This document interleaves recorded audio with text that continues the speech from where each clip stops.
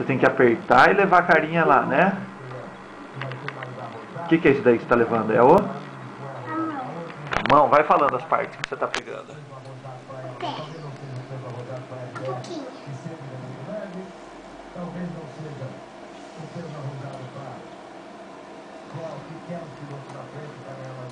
Você tá fazendo sozinho ou o papai tá ajudando?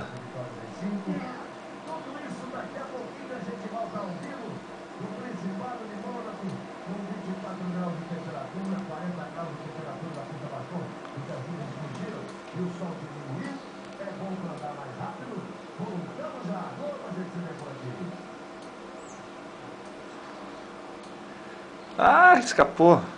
Você consegue pegar o olho dele agora? Hã?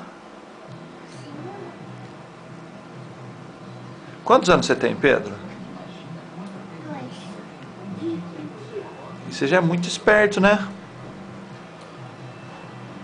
2 anos.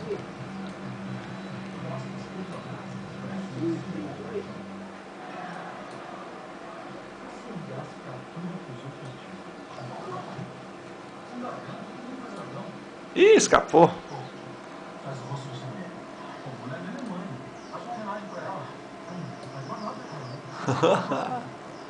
Tá difícil levar o olho? Não, é fácil, né, Pedro? Papai, me ajude. Não, vai lá, você consegue. Vai, não vou ajudar, não. Pega a mãozinha dele, leva a mãozinha mais fácil.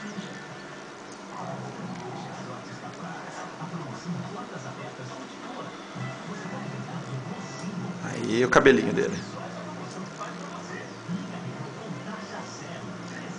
Agora só falta o olho. O Pedrinho vai conseguir. Aí, solta. Aí só falta um olho. Ele vai ficar feliz.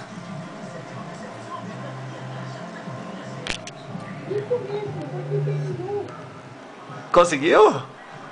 Muito bem, montou certinho lá.